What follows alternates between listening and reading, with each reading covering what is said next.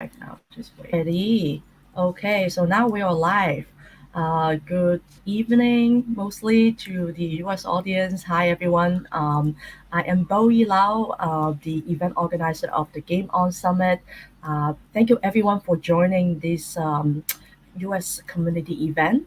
Um, basically, to give a quick introduction, To everyone for joining this US I event. run HO, Basically, which is a angel investment firm out of Hong Kong everyone and for Singapore, and I do investment directly to different startups. On the other hand, I'm also a partner of a VC fund called True Global Ventures. We are a fund more focused on blockchain, early investor or NFT. We just closed our fund back in early September. We were oversubscribed. Over 100 million USD fund ready to deploy, focusing on four specific verticals, including financial services, infrastructure, gaming slash and entertainment, and also AI slash data analytics. So I run MazeBio, which is a tech venture development education group, the event organizer for the Game On Summit. We just hosted a 2 days summit on,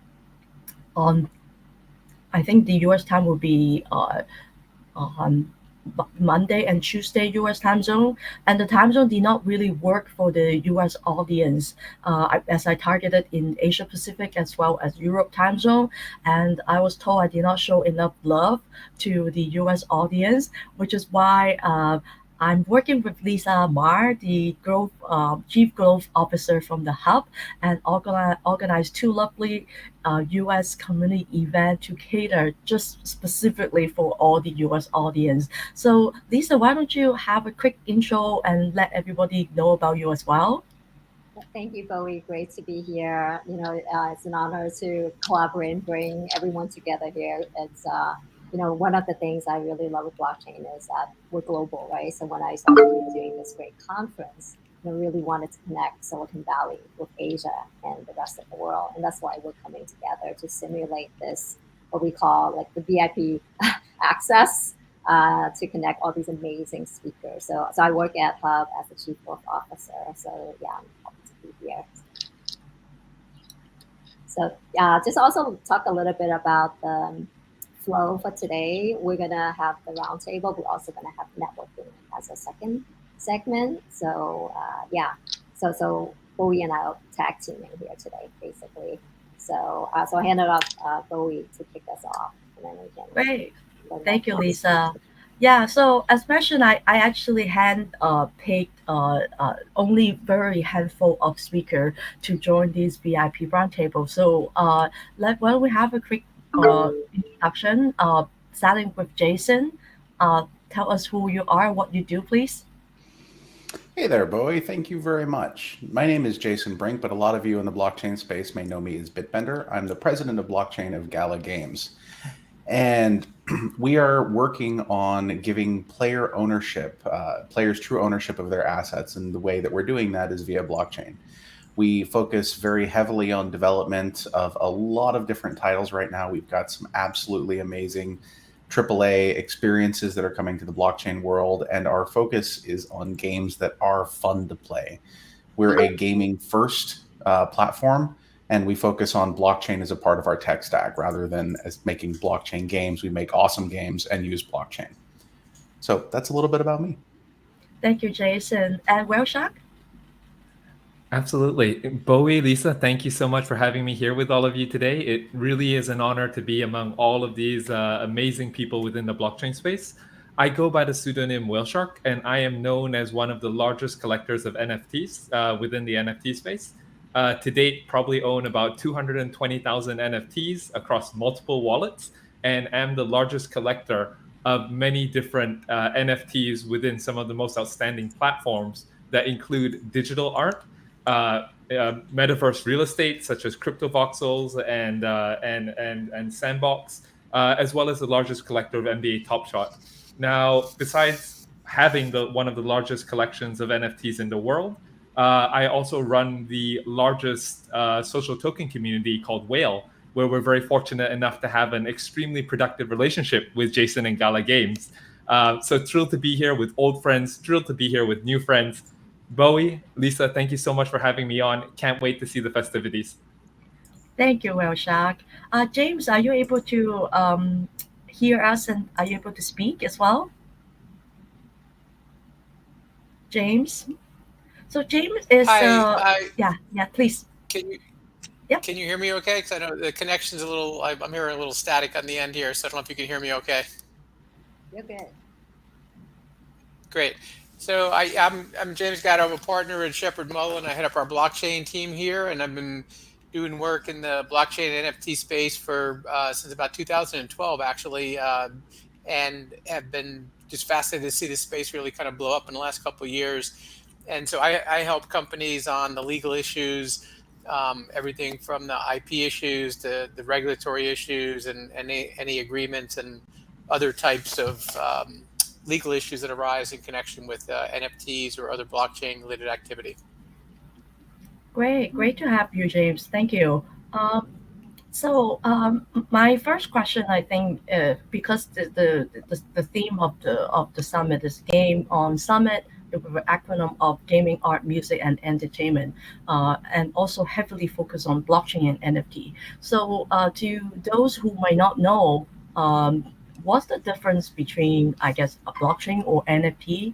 And if you can explain what it is in your own word, what would you tell someone who has absolutely no knowledge of blockchain or NFT? Why don't we start with Jason? Please unmute. Yes. Sorry about that. Was just reaching for my charger there. How would I define an NFT? Is essentially the question there. I think that there's a lot of different angles to this. I think that the most important part of it is that NFT is ownership, whether that's ownership of a piece of art or a piece of in-game assets, or even a name, such as a domain name or something like that. Anything that is a token that is non-fungible, which means that you can't swap one for the other. That's on the blockchain, can be an NFT. But I think that at a deeper, more philosophical level, an NFT represents identity. It represents your identity and your place in this growing digital world and metaverse that we all participate in. And that's what an NFT is for me. Thank you, Jason. And well, Shaq, what do you think? Sure. I think it's very simple. The definition of an NFT or a non-fungible token is essentially just digital stuff that you own. When you look back at the better half of the decade, everybody in the world has been interacting with digital goods, right? As far back as a decade ago, when you were playing World of Warcraft, you had a weapon, you had a piece of armor, but you never really truly owned that weapon or piece of armor because it was all stored on a centralized server. Now, where the blockchain comes in is all of a sudden, the blockchain allows you to tokenize these armors, these skins from Fortnite, these weapons from World of Warcraft, and actually own them today. Point in case with Gala Games, when you look at some of the amazing stuff that they've developed, like Spider Tank, Miranda's Town Star, when you actually have assets within that game, you truly own them and you can do anything that you want with them. You can hold them in your wallet. You can sell them at Walmart if you decide to set up a stall, or if Walmart allowed you to give you some shelf space, or you could even give it to your grandmother. So NFTs are essentially digital stuff that you truly own and you truly manage. I would love to know and hear about your journey, because how did you get to this point? What was the aha for you at the point you're like, I need to get into blockchain, I need to get into NFT? Like, what inspired you to get into this space? Go ahead. Oh, sorry about that. So, my crypto journey started very early on in 2012, and while I wish I could say that I was one of the very early miners of Bitcoin, I can't say I was one of the very early purchasers of Bitcoin in 2012, when I was allocating about half of my monthly salary to actually accumulating cryptocurrency. Back then, the impetus for doing so was that I lived a very international lifestyle, and the ability to transfer cryptocurrencies across borders. And back then, again, there wasn't so much market participation, and regulatory scrutiny, I guess, over crypto. It was very easy for me to be able to take and transfer digital currency cross-border. Now, moving forward, Bitcoin established itself as, digital cash, but I saw so much more use cases for what a digital ledger could do. And in 2015, took all of my Bitcoin and bought Ethereum, because all of a sudden you had the world's computer. And what you could do now is you could also have programmable money, right? So I did that. I did that for quite a while. Now, my entry into NFTs as the topic on what we're speaking on today actually formed from an entry into a game, which is very fitting for this stage, called Gods Unchained. And Gods Unchained is very much so a digital version or an NFT version of Magic the Gathering. And as a young kid, as a young nerd, 8 all the way to 12, I used to collect an immense number of cards of Magic the Gathering, skip extracurricular activities, go to the local comic book store, trade cards, play cards, and all of a sudden you had this game where I could collect digital cards, and I didn't have to worry about some of the things that you face with physical cards, like storage, like security, like physical degradation, right? Because all of these existed on the blockchain. I could verify scarcity. I could verify owner. Oh, bro, there you go, Jason. Yeah. You could verify all of this stuff, and it totally eliminated, I guess, the need for physical items as we move into a digital world. So in 2019, went head on into Gods Unchained, became one of the largest holders there. But it's very hard to stay on one project within the blockchain itself. And as I moved down through the rabbit hole, while I've invested in many things, looking at digital art, and really that is my bread and butter, and it's my favorite piece of the space. Digital art is very much worth something in this new digital emerging world. And because prior to NFTs, there was no way to prove the provenance, scarcity, management, and ownership of digital art, which lacked that element of commercialization. So eventually it made total logical sense for me to say NFTs are going to empower the growth of digital art as an extremely valuable medium, and just went head on in and eventually just created all this amazing stuff. It's been an amazing journey, Lisa. Wow, I love the excitement in your voice. I'm excited listening to you. You're literally evolving, right, in this journey. And I mean, everyone's still a pioneer here if you think about it. Right? We're still very early in the stage. So, Absolutely. what about James? So now that we have you on, James, well, we were just talking about like what inspired you to get into this space, like because like what was it about it that was the aha, like, hey, I need to get into blockchain. Yeah, so my journey is a little different. So I studied engineering in college, but never worked as a technologist. But I went right into law from there, and I've always been fascinated by the intersection of law, technology, and business. And so what I've always looked for is kind of where there's kind of new business models or new technologies or things that are very transformative, because there's always interesting issues there, both from a business, legal, and technology perspective. And I've really embraced that. And so my journey into this space really started with working with game companies in the time frame when they transformed from selling packaged software in stores for console games to online digital economies and virtual currencies and virtual goods, and got very involved in the legal issues associated with that. And then in 2012, one of my very good clients, the GC, went to become the general counsel of the Bitcoin Foundation, and so I got very exposed to Bitcoin back then, and since then just kind of have followed the whole journey in the crypto space, and have been doing legal work since 2012, and it's been just a really fascinating ride. Amazing. It's good to have friends, right, who lead to guide you into the space that, we're a lot of the smartest people in the room to think about it, because so many smart people here.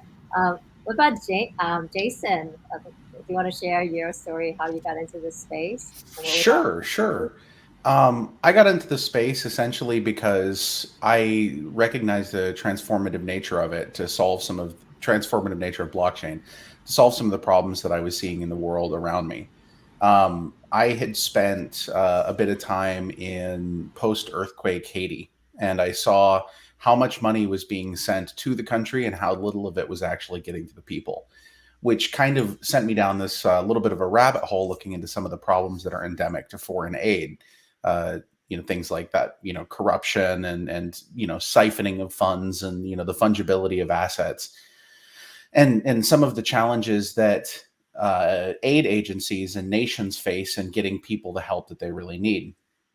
And so when I saw an opportunity to submit a paper to the Global Development Network and Bill and Melinda Gates Foundation, I wrote a paper on this issue and talked about how you could use blockchain technology to create a means to allow people to get the help that they need without creating opportunities for it to be siphoned off in the middle without anyone noticing. So I submitted that paper. I ended up winning a prize for this, but in the long run, I've seen the power that gaming can have, and specifically gaming based around a blockchain can have to solve some of the problems that we're facing today. As the world, modernizes, automation picks up, we need fewer and fewer people to do more and more stuff. And I think that gaming presents an interesting opportunity to fix some of these economic challenges that we face with play to earn models and things like that. And so that's kind of, I originally entered the space in 2014 and I've been here basically full time ever since. And yeah, I love it. You do more than full time, Jason. You work almost like 24/7. This is true, much to the chagrin of my wife. So yes. Great. Hey Jesse, welcome, Jesse. Jesse from Avagachi. Hello. Hi. Yeah, we did a quick round of introduction already. Why don't you introduce yourself? Sure. I'll be extra quick and just say thank you for having me. My name's Jesse. I'm the COO of Pixelcraft Studios, and we're busy building out Avagachi, which is an NFT DeFi game. And it started as an intrinsic kind of playable NFT, which means that you can have an enjoyable, playable experience by virtue of owning the NFT. But now we're building out the various mini games and metaverse around them so that they have an intrinsic experience and an extrinsic experience. And so we've been busy building that out. My background is I've been in the NFT space for about 3 years now. I got started with the early days on Ethereum when NFTs, kind of right after CryptoKitties. Somebody paid for my lunch with CryptoKitties, and I was like, okay, now I'm paying attention. We can use CryptoKitties as a currency here. Which was a weird use case, but it worked at the time to get my attention. And since then, I kind of went headfirst into that. I left the digital assets industry side where I was working for an exchange out of China, and ended up going full time on NFTs because I just saw like NFTs, culture, digital property rights extended immutably is going to be extremely powerful. So started with Mintable, issued another project where we experimented and pushed the limits with ERC-721's holding other ERC-20 tokens. So it was an idea of an NFT wallet, really fascinated me. And then everything is iterative. All the lessons learned from all of that led to what we're building today with Avagachi, these cute little ghosts. Great to have you, Jesse. Hi, Jane. Jane from Hong Kong. Hi, my apologies, people. I had something urgent to get out this morning, but I'm really happy to be here. Great. Could you please introduce yourself and let the US audience get to know about you as well? Sure.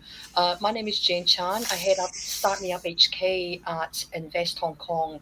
Invest Hong Kong is a government department helping overseas companies establish in the city, and I specifically look after the startup sector. So we're talking obviously the founders themselves and the investors, the corporate innovation accelerators, and we help companies to get connected to people, get them connected to either potential businesses, potential investors, tell them what's going on, and generally let them know about the opportunities here. Thank you. Great. Good to have you, Jane. Welcome. Thank you. Lisa, you need to mute. Yes. Oh, hi, Jane. Great to have you here. I remember when I went to my first crypto conference in 2017. There were very few women in the room, let alone the stage. Right. So I'm really happy to see more women in this space. So we were just talking about, what was the inspiration that brought us to look at blockchain NFT. So what was the aha for you that you're like, hey, I need to be in the blockchain and NFT space? What inspired you? Yeah. Well, here in Hong Kong, our role basically is to support, startups, as I said, and all kinds of different areas. And we're very much dictated by what's happening in the market. Obviously, Hong Kong is driven by a few kind of industries like, financial services and property. And, but we were starting to see, the blockchain being leveraged across a lot of major industries as well. And we were starting to get a lot of people, coming to us and saying that we've got these kind of businesses that's happening here, and what can you do to support us? So I suppose our initial kind of foray into this space is very much driven by the kind of help we've been requested by these kind of companies, and I suppose that's what's got us interested. But then now we can see, obviously, it's blockchain, the crypto, and the whole NFT space has really been arisen, and I think we're going to see a lot more interesting cases where where the blockchain is going to be deployed in different kind of industries, and it becomes almost like this kind of de facto kind of initiative that's going to be coming along. And I just think it's this whole space with NFT, with the gaming side of things, I just think it's just really interesting, and it's obviously gathering a lot of attention globally as well. And for as long as we see this kind of potential, and that we realize that there is companies that are interested to do something like that here, and we can see the potential being deployed across different industries in Hong Kong, and hopefully to make an impact on the economy here, it is something that we're incredibly interested in. Yeah, definitely. Let's go to Jesse next. What I would love to know is, what I've observed is that in the blockchain NFT space, there are a lot of social entrepreneurs, a lot of visionaries, and a lot of people who really want to change the world. And that's the commonality I see throughout. And I love to know, like, what are some use cases that you see that is transformative, that excites you? It's like, how do you want to change the world in this space? Yeah, that's really what crypto and blockchain is all about, changing the world. And if you can't change the system you're in, then you want to create a system, an alternative that is just so much better that you have to people move over and migrate to something better together peacefully. So that's very much the potential of what crypto's offering. And I see if you're asking what initially sparked my interest, it would have been the going back to Bitcoin 2013-ish, and the idea of sound money, and kind of that reaction to the '08 banking crisis, kind of coming out of that. I just graduated school, seeing the mess there, and then seeing this potential for sound money with Bitcoin. Then going on is the potential of smart contracts. And it was just like, okay, now we can decentralize our organizations. And so really that's why when we started Aavegotchi, we started with a DAO from day one. And I'm so proud of that because it was like we were looking at, do we do a Kickstarter? Do we do all these different models? But in the end, launching with a bonding curve that allowed for the token to be issued by completely decentralized by any participants coming in, allowed for a DAO to exist from day one. And so we went through Aragon DAOs to kickstart the main chain. And now we have a very vibrant community that's voting on Polygon on layer 2. And what that's done is, eliminate a lot of the friction you see with DAOs. And you do have this issue where it sounds great in the beginning, like, oh, I get to vote, vote, vote. And then you're like, oh, there's a reason we only vote once every 4 years in the US, or maybe different in other parts of the world. But we're addressing that with, because it's a cute, playable NFT, you can airdrop XP to people who vote, and you can do all sorts of fun incentives and really make it fun. It's also easier when you have a DAO based around a game. So I feel like we're trialing really important models that could affect things way beyond quote unquote gaming.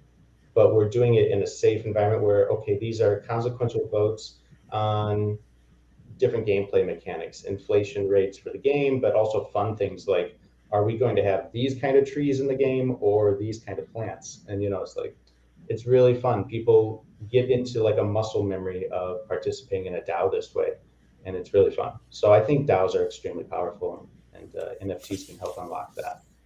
So I love the creative aspect of it too. So, make everything playable and fun, yeah.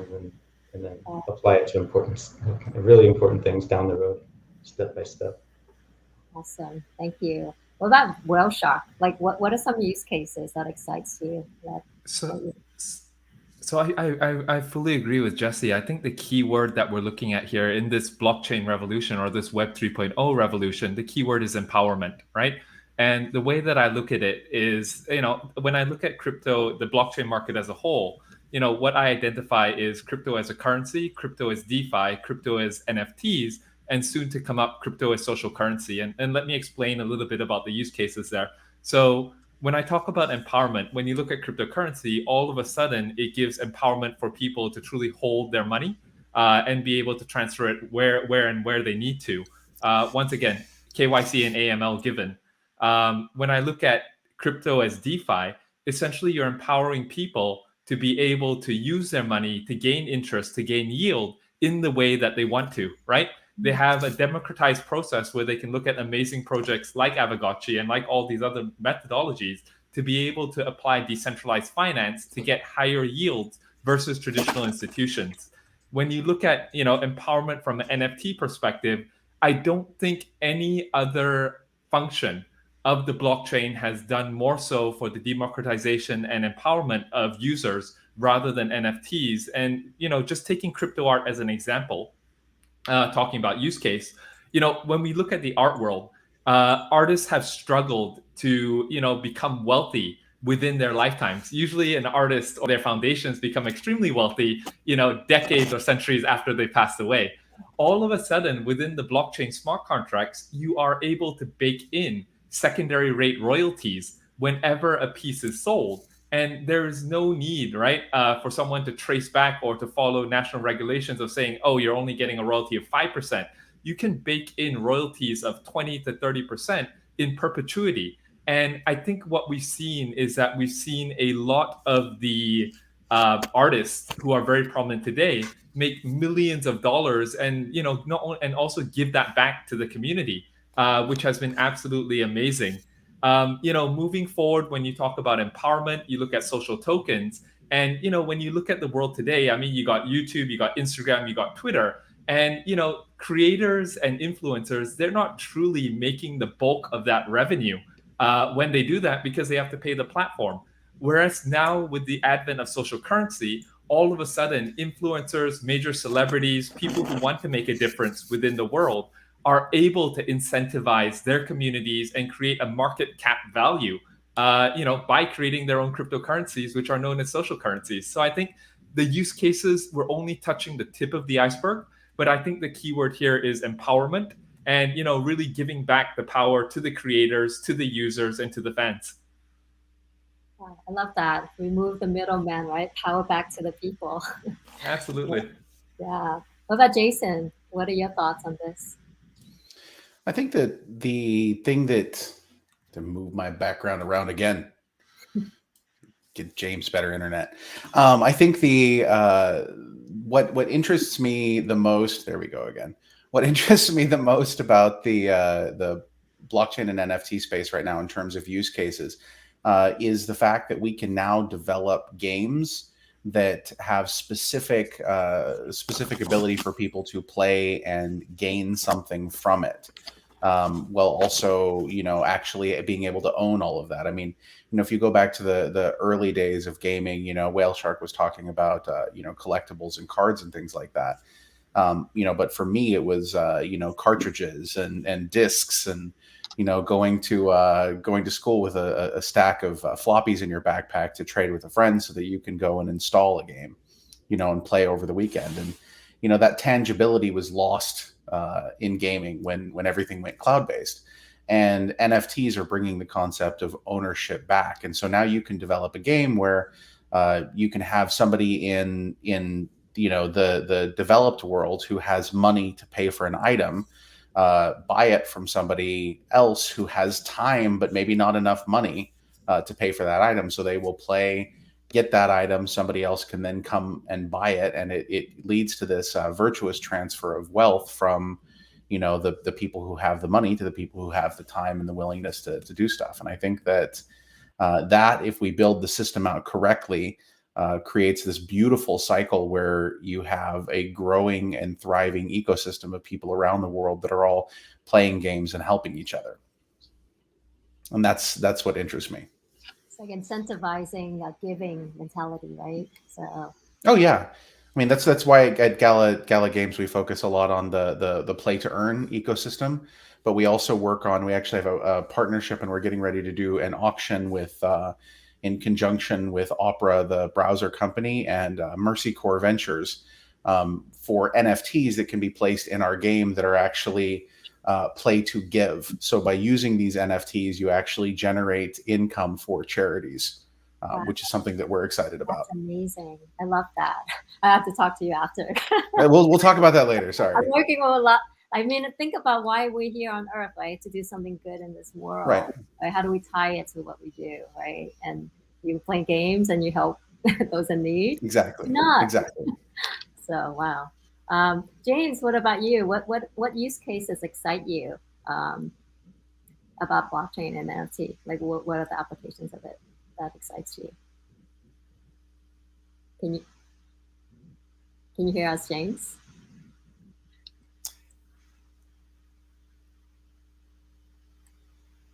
Or we can go to Jane next if there's a okay. Okay, maybe we could go to Jane, and then we have some technical difficulties. So Jane, we were just talking about like what are some of the use cases about blockchain NFT that excites us? What excites you? Well, compared to all of the other speakers here who really are, in the midst of creating these fantastic artworks and who are creating these, amazing kind of gaming experiences, leveraging, blockchain and these newer types of technologies, I really do come from it from a very different perspective. Obviously, I had to work in government, and I was never really a gamer. I know that's a terrible thing to say in this audience. Diversity of thought is really important, right? We cannot all be the same, right? So it's important to come with that. Yeah, I think I like to twist the question a little bit. I mean, obviously, Invest Hong Kong come across so many brilliant projects, right? But for those who might not know, Invest Hong Kong actually provide a lot of support and assistance for startups, especially for I think foreign company who might be interested to set up branches or headquarters in Hong Kong. So Jane, my question goes to you is that what kind of support and assistance can you elaborate a little bit more so that the U.S. audience get to know about these and perhaps how they can apply for this? Sure, but I'll take a quick stab though first, if you don't mind, to Lisa's question, and I'll definitely be very happy to talk about Sure. These other different areas. So obviously, from the government perspective, there are certain concerns, and I'll be upfront about that.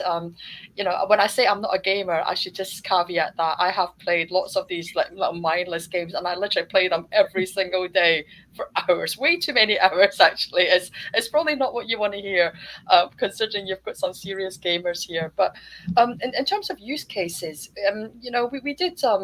we did start helping a lot of companies out quite early on, and I did look at blockchain quite a bit when it first started, and we were like talking to Joe Lubin and the Ethereum folks a few years ago, and I was learning about this probably about in Austria in Vienna, in Austria was when we started talking a bit more about the smart contracts and Ethereum, and even then at the time I just thought, maybe because I don't know it enough, just that it seemed like the blockchain always seemed to be the sequential way it was adding on. I just thought it wasn't going to be something that was going to be sustainable unless you can't keep adding bits of computer code to something and globally and expect it to run efficiently and in big projects. But obviously there's been kind of new tech developments that's taken care of some of that. But in terms of use cases, I mean, the government has been doing different kind of things. one example was that we've been trialing the regulators here actually have been trialing it out. They did a blockchain kind of project with Thailand, actually, with the government of Thailand, where we actually tried to do like cross-border payments and tracked it via blockchain. And it was actually for the whole kind of trade financing aspect of it. You can actually read a white paper on it. It was actually, this was about three and a half years ago. And it was actually, the scale was quite big. And you can definitely see the potential of, on a government to government kind of level, deploying blockchain technologies across areas like finance, for trade finance and cross-border payments. It was something that was actually really quite exciting, and anything we can do to try and improve that kind of system by deploying technology. I think it's, the business cases are also very interesting, in addition to obviously all the other aspects and the gaming and the NFT aspects of it. Going back to you, Bowie, the question of how we actually support companies. So, most countries or most kind of like main cities actually have like a trade development kind of agency side of things, whereby they either help their startups to actually go overseas when they're at the stage to scale, or they are helping companies to come to a specific city and hopefully get them established and hit the ground running. We are very much focused on inward FDI, and we have something like 30 offices around the world, including 2 in the US and 1 actually in Canada, if we're talking North America. And those guys can actually provide a lot of information. If a company is actually thinking about scaling to Asia, and frankly, Asia is a little bit too big to ignore these days, as you all know, they can actually reach out and get an understanding of potentially, what city might be relevant for them to actually make that first point. And we can very much come up with information about, even, how much it costs, how much, the staffing, give them some research. And once the companies are actually more serious about being based here, then we'll probably step in a little bit more, whereby, we give them advice on applying for work visas, the government funding that's available, if they're interested in joining accelerators and incubators. And when we're talking about accelerators too, it really now in Hong Kong is really the scale ups now who are trying to address a specific kind of group of people or network or industry, and rather than the basic kind of mentoring that we see in some of the earlier kind of versions. And then we basically give these people, we connect these startups to these kind of opportunities. We give them information, and we also create what we call the Start Me Up Hong Kong Festival every year. And what this is a week-long series of events whereby, people are interested to find out more about Hong Kong, and through Hong Kong to, other places like in the Greater Bay Area, to the other parts of Asia. We give them opportunity to either showcase their products, to talk and do these things. And it's been incredibly successful, actually. Our event this year, it was virtual. We had 38,000 people attending directly and about 250,000 streaming. So, we know that there is that massive interest here. And I suppose our role very much is to try and facilitate and let those companies know how to tap into the opportunities in Hong Kong and through Hong Kong to other places. Oh, amazing. I love how you're literally looking at creating a more inclusive world, right? On borderless payment, that's really what it's about. I'm going to hand it off to Bowie to, to ask the next round. Thank you, Lisa. Yeah. So, next question is, what challenges we've been talking about all these amazing projects and what excite you the most. But I think it's also equally important to understand the challenges and how to overcome the obstacle, right? So, Wellshark, what are your views on the challenges part? So I think there are multiple challenges that we're still facing, and very much similar to what Lisa mentioned just now, we're really all pioneers in the space. This is, back in 2012, I would say this is early days. It's in 2019 when I first entered into NFTs. I said, "Hey, this is early days," and we're in 2021, and I'm still saying this is very much early days, right? So I think there's still a lot of growth that needs to happen, not only from a project and development perspective, but also from a regulatory perspective as well. So let me touch on those 2 points. So I guess from a regulatory perspective, I'm a very big fan that that there is a orderly and there's a structured methodology for crypto, for DeFi, and for NFTs to exist within the existing or expanded regulatory structure, so that we understand what is right and what is what is offensive. So I think from that perspective, having managing one of the world's largest NFT portfolios, as well as managing one of the world's largest social tokens, it's essential that we get very clear, direct, but also inclusive regulatory, regulatory direction from the governments around the world to understand how can we do this lawfully, how can we do this legally, how can we do this so that no one gets hurt. So I think that's the first challenge that we're looking at here. I think the second thing that we're looking at, and Bowie, you and I discussed it a little bit yesterday, is I made a forecast in March of last year, March of this year, where I said that 99.99% of NFT projects are going to fail in the long term.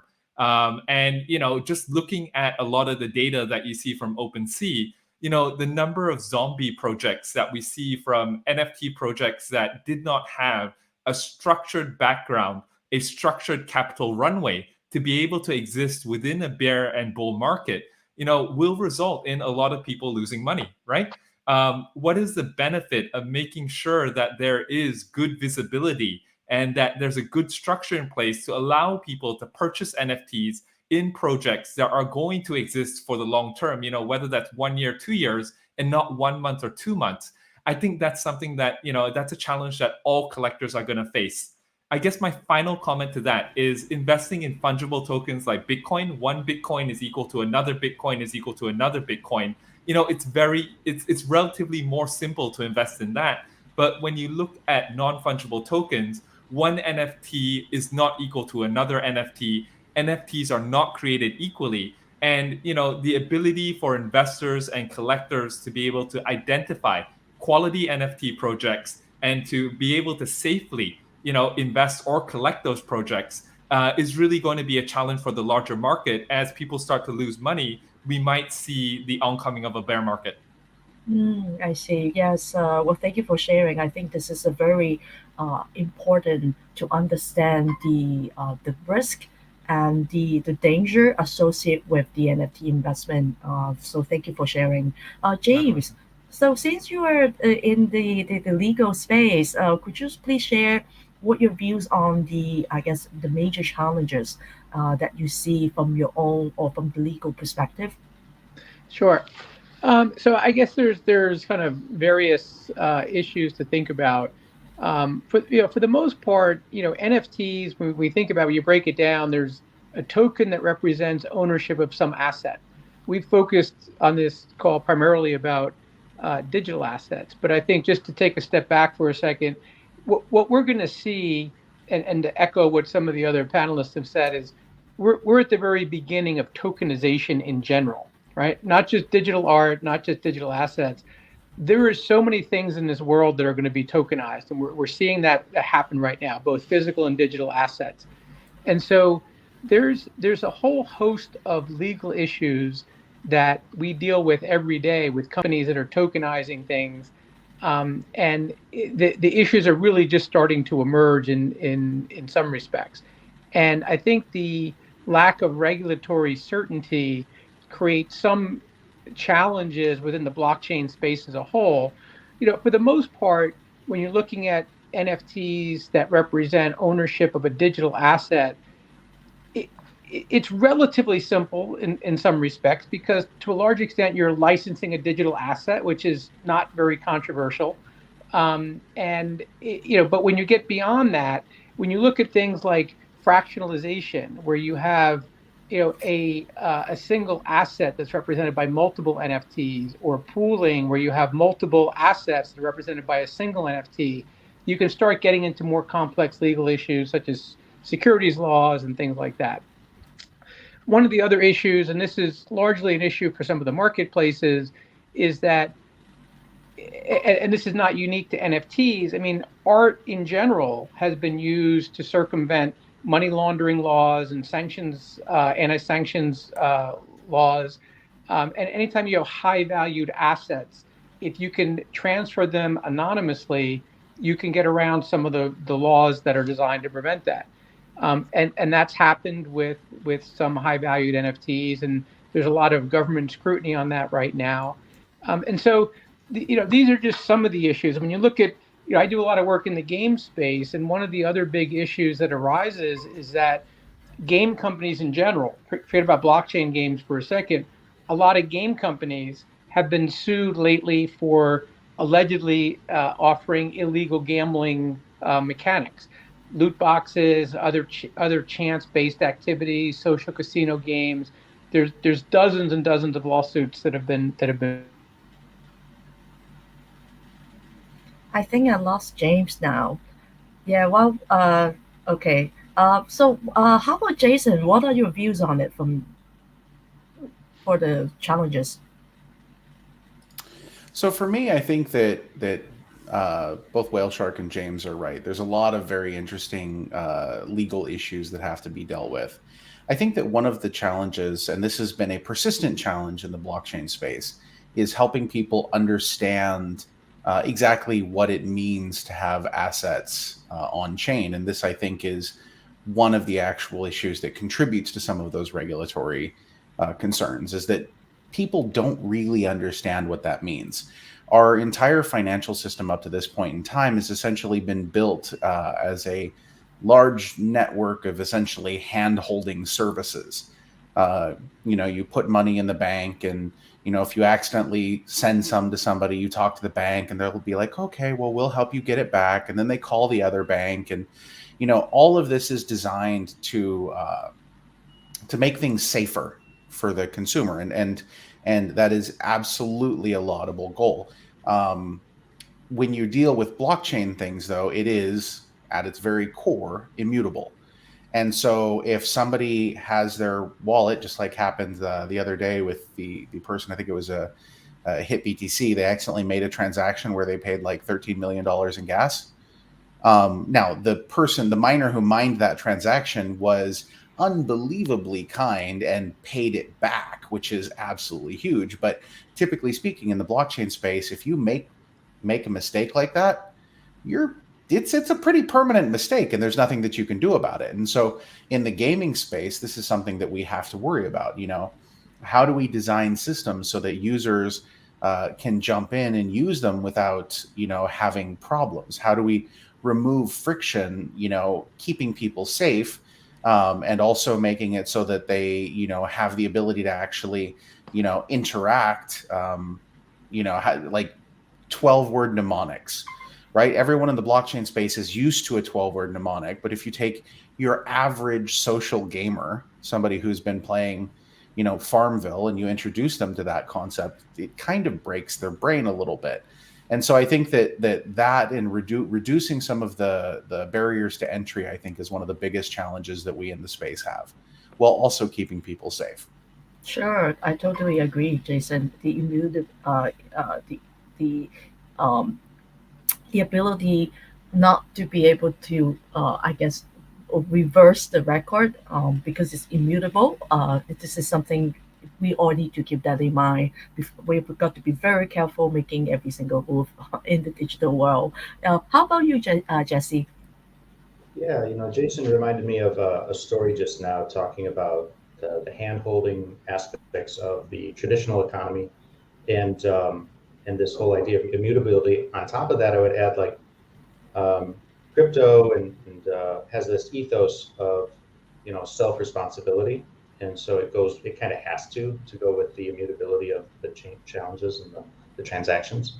One thing that happened last year, so we launched September of last year. The bonding curve launched and the DAO launched.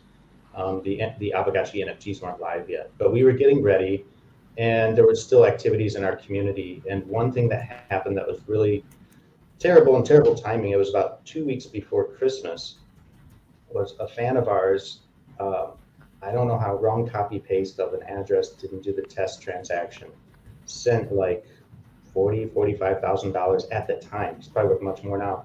$45,000 worth of link tokens directly into one of our smart contracts, as opposed to sending it to wherever he was supposed to be sending it. He had just finished interacting with our smart contract, and this is not a wallet. This is a smart contract. So it went in you could see the balance there, but it wasn't coming out.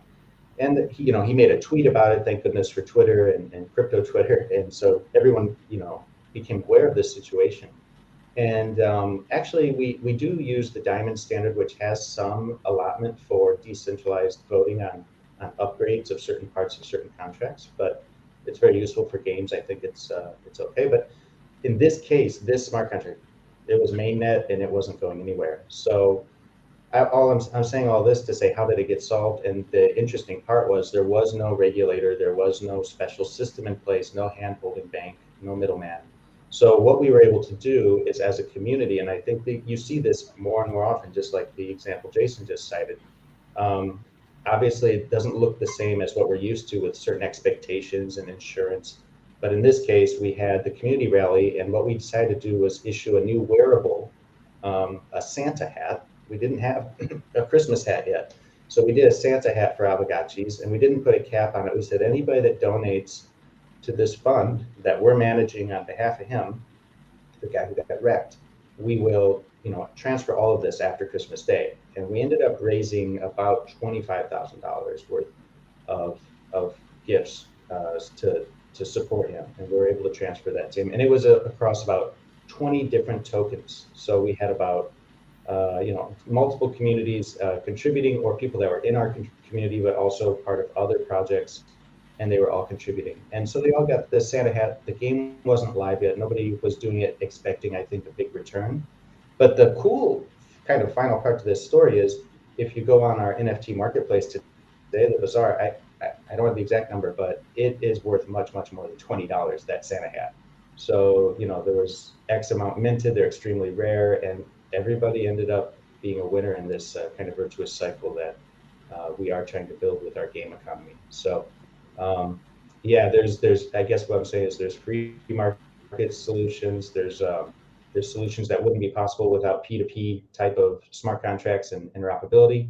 And then we definitely, most certainly, goes without saying, need some clarity from regulators so that we can go to that next level of adoption and safely do that. I love hearing everyone's point of view on this. In our audience here, we have people that are in the blockchain NFT space. We also have, a lot of artists, content creators in the space. So what are some final thoughts or advice that you want to give for people that are, interested in this space? Maybe we have a minute to go around here. So should we go to Jason next? Sure. I would say the easiest way to get started is to just begin. It's a trite statement, but it's really quite true. And I think that this is a space that if you aren't involved in it in some way, shape, or form, you will eventually regret it. It's kind of like, should I have bought Bitcoin in, 2010 or not 2010, 2015, or, things like that. Like it's definitely something that you want to get into, because what we are all doing, all of us collectively, everyone on this call, is we are changing the world. And I would like to invite people to change it with us. You can join our Discord at galagames.chat, and let's all start to push this forward. I love that. Get in it to begin. I love that. What about Whale Shark? So when I look at the content space today for NFTs, it's so much more substantial than 12 months ago or 6 months ago. So for those of you who do want to enter into the space, I would say first stop is definitely YouTube. The amount of content creators that are talking about NFTs, explaining NFTs, talking to people through the process, it's immense. I guess a second stage education would definitely be joining, to what Jesse called it, crypto Twitter, right? Because the entire NFT population and crypto population exists in Twitter. There are tons of amazing influencers down there who speak a lot about the projects that they're investing in and why they're investing in them. I guess a third point of education would definitely be joining some of the larger NFT discords. And for those of you who haven't downloaded Discord, I think it's the secondary place where all NFT collectors, creators, and people of interest exist. I would guess just one final comment to Jane. Hong Kong is a wonderful place for NFT creators and projects. Just an anecdotal story, we actually have teams working in some co-working spaces around Hong Kong. They remain relatively anonymous, but the number of anecdotal, recaps from my team saying, oh, did you know that I was in a room that was surrounded by like 5 different teams that are working on NFTs? I've heard that story so many times. So it's just beautiful to see the space blossoming and everyone getting that education. And to Jason's point, just jumping in and creating. Love that. Great advice. What about Jane? What's your final thoughts or advice for our audience here? Look, I think as I said earlier, I mean, the NFT space is really just getting started, and we have so much yet to happen in this space in so many different directions, and there's so many opportunities, but there are in some cases some legal issues, and so depending on from which avenue you're jumping into the space, whether you're licensing your IP for others to create NFTs, or you're selling NFTs, you're a marketplace, or you're a collector, there's going to be different legal issues, and it's just important to kind of get some solid legal advice to make sure that you're on solid legal footing as you kind of go forward in the space, and we're here to help people with those issues. Yeah, great point. So what about Jane, the other Jane? Yeah, sorry I jumped in there. I just thought you said Jane. I'll just say thank you to Whale Shark as well for talking about Hong Kong and NFT. Actually, it's true. We're seeing a lot of kind of different developments in NFT space here in Hong Kong. There's lots of little clusters of really interesting things happening here. There's also quite a lot of exchanges here as well. And I don't know whether that was the impetus to get people interested in this area in the first place. But I'm with what people said. I'm not by any means an expert in something like this, but I think that it is becoming mainstream. There's no way of avoiding the fact that the whole NFT side and the art training side is becoming tighter and tighter interlinked. We had a meeting with Christie's a few weeks ago who were talking about some of their kind of developments. I mean, you've got these major kind of auction houses getting involved as well. You just know that this is something. It's a start of something really quite interesting, and I think it's if nothing else, it's just to get educated. I'm going to be doing a lot more of that as well. A good point. I'm going to be going on YouTube and Discord, exactly. as well as and I take recommendations all the time. So please share. And of course, last but not least, Jesse, what final thoughts you want to share with us?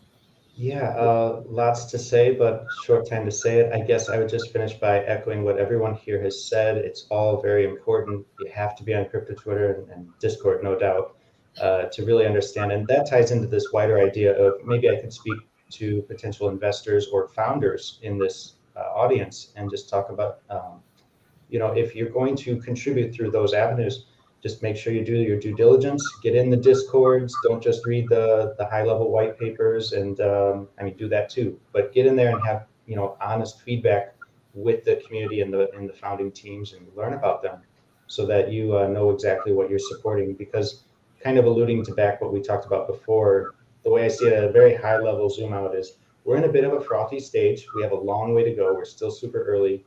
But at this stage, you kind of see two broad categories for NFTs right now. There's these projects that are innovating and pushing boundaries and exploring new ideas, and with the best of intentions and with the capital behind them to actually have a runway. Then you have other projects, a lot of them that are maybe just 1-2 person ventures, nothing wrong with that. But you have to ask yourself, if they don't check the boxes on the basic stuff, it's probably just a short-term gamble. There is this kind of game that is, the flip. So if you're participating in that, supporting that, just realize what you're getting into, because it's not what I think everyone here on this panel is passionate about and talking about. And so, with those in mind, it's like jump in, but jump in safely and have a lot of fun. And the potential here is to be part of something really special for the long term. Very true. And I love what you said about community, right? One of the reasons, again, why Bowie wanted to collaborate was because we believe in community and create trusted communities, right? Where we can learn from trusted people. So we created a hub. It's actually a community based on referral network. So we created a Game On Hub, and we created this event on a hub. And then Bowie has all these amazing video recorded from the conference, right? So I encourage everybody to go watch the live streams on YouTube, because again, I would start with the learning from there, right? Because you guys are the pioneers. And so really, and when things on video, right, you can watch it anytime, right? So start there. And so we're gonna post even this video there, so just so that we keep the community strong. So yeah, thank you. And final comments on Bowie. Thank you so much for bringing us together here, Bowie.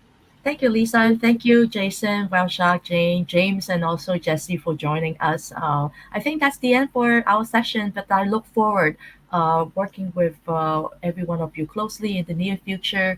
And I'm already planning for my next Game On Summit for 2022, so stay tuned for further information. Wow. So before we hop off, right? Actually, I love to take a Zoom selfie. That's how I capture the moment. So I would like to also thank our guests here, and also we have another guest coming on too. So let me just take a quick Zoom selfie. So I have. And James, are you able to show your face? He's incognito right now. All right. Hi. So yeah, so thank you for all the speakers. I do encourage, like I said, everybody wants to meet you, right? That's why we're simulating this VIP. If you can go hop into Gamer Jive, because we have attendees there, we're going to put everybody into kind of like a networking group. So if you can, all speakers invite you to join there. And then we're going to invite Skylar from Doctera to come up to share a little bit about his what he's working on. That'll be great. So thank you all. Thank you so much. This is amazing. Great. See you in the Gamer Jive. Thank you. Thank you so much, guys. Cheers.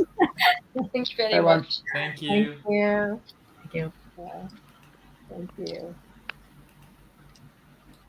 All right, so we can bring Skylar back up. So thank you everybody who's inside Gamer Jive. I know that you guys are waiting for the VIP segment, and we have so many amazing guests here today, so we wanted to use this time wisely. So. I see Miko here, but I don't see Skylar. Oh, let me see if Skylar, hang on a second. Let me see if Skylar is there. Hey Skylar, can you hear us? Come on in. Let me make sure. Let me just message. All right. I'm just gonna message. Shall we bring Miko first? Yeah. Why don't we change things up? Yeah. And what the amazing thing about Gamer Jive is that I can message and send a message to Skylar just like that. So.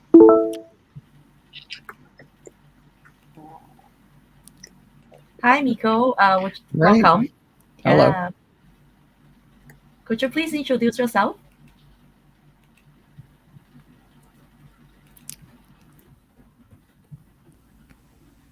Sorry, this is doing something funny where I'm not able to hear you, actually.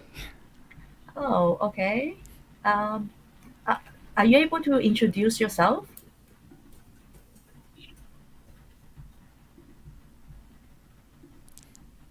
It could be the. It could be the sometimes because there's too audio on the Gamer Jive. So Miko, try muting the Gamer Jive. Yeah, it's still not able to. Okay. I'm not sure what's happening. We can hear you. Skylar is here. So maybe we were so. Yeah, sorry about that. I had like two instances of wait. All right, can you hear me now? Oh yes, you okay, are on. awesome, Yes. awesome. Today is it's one of these days with a little bit tech glitches, but we're no worries. You're good. I was listening to the stream on Gamer Jive, and so I was like, okay, I'm sitting here in the streamable room. I'm waiting. I guess I'll just keep waiting. It's all right. You're in perfect time here. So yeah, one of the things we love is bringing, hearing about different projects that are happening, right? So we would love to have you share in this 5-minute spotlight to share what you're doing with your project, so that we can learn more about what's happening in the world of blockchain and NFT. Yeah, absolutely. First of all, I really appreciate you guys having me here. Secondly, I mean, how can I top that? Like, I was listening on Gamer Jive, and Wellshark and Jason and James and like all of them were covering almost every single topic and pretty much taking the wind out of myself. It's a good thing, though. I mean, they're extremely, they can speak intelligently about all the stuff that's happening around blockchain and the metaverse of crypto, NFTs, everything, right? And so that's amazing. It's great. So to cut that kind of short, I'm Skylar. I'm the CMO with Dojira. It's a blockchain gaming studio, as well as we're developing a gaming ecosystem. And pretty much what that means is that you'd have other game studios, other independents or indie developers, or even crypto projects coming on over to us and integrating into our ecosystem, and pretty much have again, ecosystem of fun games. And to kind of, I think Jason at Gala Games and I share a sentiment that games should be fun. It should come first, and then the technology behind it, all of that should be it shouldn't be thought of second, no, because we always want to be striving and be on kind of the bleeding edge of technology, but it should be kind of like the back end almost. Like it should be seamlessly in there. I should go tell my friends that love to play on Steam with, CSGO or Chivalry 2 or, like pick a game, Call of Duty, Battlefield, whatever, and just be like, okay, here you go. Here's a game. They're like, oh, this is awesome. And it's like, oh yeah, did you know there's blockchain on it? Did you know that there's wallets on there that you can access and that you have these NFTs now in there? And like, wait, hold on. You're playing a game and you press button that says buy something, and you're not wasting, but rather investing your gold into a sword or a piece of armor or something, and that's seamless, right? The gold moves out of your inventory. With some of the games, you'll see, like something pop up and says, "Do you want to do this transaction?" And it's like, how do we get rid of that? Well, you could go into putting different wallets on your end, and then kind of like issuing them a wallet and going from there. But the main goal is to make it seamless, and of course, make the game fun. That's what we want to do at Dojira. On the game studio side of things, we have 3 Unity developers right now. We have a game that's currently in development, and we're also getting our gaming ecosystem ready too. How the ecosystem kind of works is that we would have several games, again, or gaming studios, whatever it is, even if it's like, just a modern day game, we'll be able to integrate cryptocurrency into that. And if they have their own tokens, or if we launch it with our own token, all of those cryptocurrencies or NFTs would circle back to the Dojira token, which is kind of making it the gold standard of sorts. And the currencies that are in that ecosystem are backed by the infrastructure, which is the Dojira ecosystem, as well as the token itself. Other than that, we have a very experienced team right now, about 8 people. And I don't want to go over that 5-minute mark. And so please, Lisa, stop me if I have. Thank you so much, Skylar. Yeah, I think, thank you. Part of what we want to do is, put a face to your project, right? So on the hub, we also posted links to learn more about what you do. So I encourage you to share, right? Part of this, the networking, especially, right? Exactly. Yeah. Conversation. So thank you. And I mean, if you guys want to ask me any questions, I'm all game. So. Yeah, if anyone want to find out about your project, what is your website? How can they reach you? So it's dojira.net. If you'd like to reach me via Telegram, it's at RAMSAIDH. We have the white paper on there. We have links to all the socials and everything. It's currently being updated as we just launched onto our V2 contract. But other than that, yeah. Yeah, awesome. Thank you. Yeah, and Thank you, I Lisa. think I dropped the link for your website too, so everything is there. So like I said, one of the reasons of creating the hub is I know that when we have this conference and even the game, right, with this connected, but really the idea is like we should, we want to stay connected. So we set up the hub for that purpose. So yeah. So thank you so much, and thank you for everyone's patience. I know that we have great conversations here, so it's perfectly fine. It's all good. Thank you. Thank you for your time. Great. Thank you, Skylar. Thank you, Skylar. So, Nico. Yeah, hi. Can you hear me? Yes, we can hear you. Okay, I think the that virtual environment was not helping. I think the audio was conflicting. Yeah, I think there's two feeds in. Yeah. So great to see you here. I hear an echo in the background here.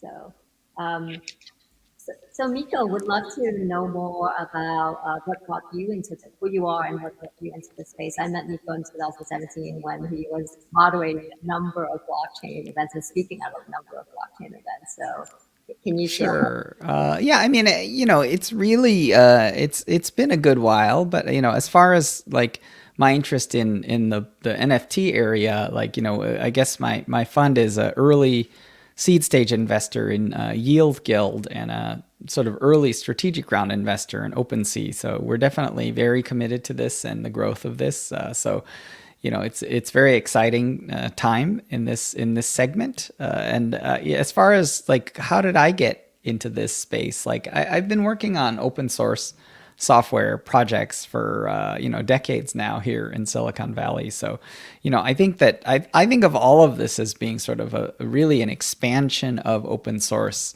software and open source culture. So I just think of it as being sort of an evolutionary extension of everything going on in open source.